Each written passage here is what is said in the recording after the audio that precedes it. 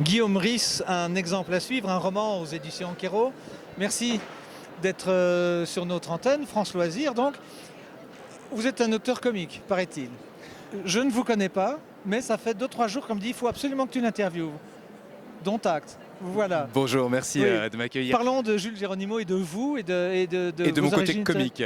Eh ben oui, on est obligé d'avoir ces quelques minutes sur ce ton-là. Mon Oui. premier roman, on me demandait toujours ce que c'était comme type de roman. J'étais Oui. incapable de le dire. Et l'éditeur a dit à un moment donné comédie.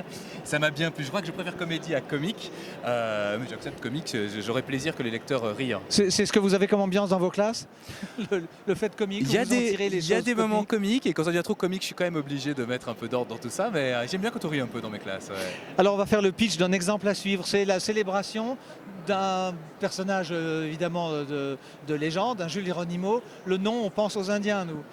Alors Géronimo Jules, on ne sait pas grand chose de lui, mais on peut imaginer que sa maman a vu le film, ou un des nombreux films sur Oui, bien sûr. le grand héros Géronimo, et il s'est dit, mon fils aura un grand destin, je vais lui donner un grand nom.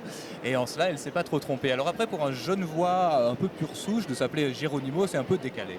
Alors qu'est-ce qui lui arrive à ce Géronimo et comment ça se fait qu'on retire les dossiers des archives, parce que ça s'est passé il y a longtemps. Géronimo est mort il y a 25 ans. Et Le temps de l'histoire, donc. Oui. Voilà, il est mort il y a 25 ans et désormais on a envie de célébrer sa mort. C'est un peu drôle, 25 ans ça fait pas si longtemps, mais on n'a pas la patience d'attendre le cinquantenaire, alors on fait le quart de siècle parce qu'on a envie de faire une grande fête. Et bien à cette occasion, il faut se renseigner sur lui, et puis il a quand même des rivaux qui sont là, il y a des rumeurs en tout genre, et c'est l'occasion d'essayer de comprendre un peu mieux qui il est. Sans dévoiler qui il est précisément, parce que ça fait partie, je pense, du ton de votre roman. Que mettez-vous des personnages de la réalité que vous connaissez, vous ?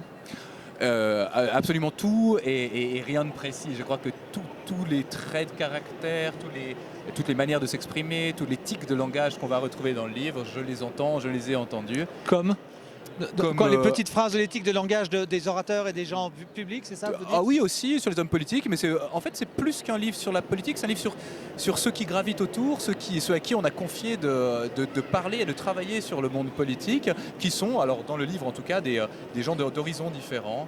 En fait, vous savez, Géronimo Jules n'est pas tellement l'objet du livre, le livre est un livre sur ceux qui s'intéressent à Géronimo Jules. Géronimo Jules, il est au second plan. C'est un livre sur les médias ou sur le bruit, hein, comme disent la pensée soufie, c'est le bruit autour de l'événement. C'est vrai. Vous vous occupez du bruit. Le bruit par les temps qui courent, avec les campagnes politiques, avec le terrorisme, l'islam. Est-ce que vous êtes sensible à ce bruit de fond qui est souvent désastreux ? Ouais, c'est une question de fond, vraiment. De quoi on parle, quels sont les sujets qu'on choisit d'aborder, quels sont les sujets qu'on martèle, quelle est la pertinence de le faire. En tant qu'enseignant, moi qui dois aussi faire des sélections de sujets, dire qu'est-ce qui est pertinent, c'est une réflexion que je mène constamment. Et face aux médias, je suis toujours très sceptique et très critique sur les choix de sujets qui sont faits.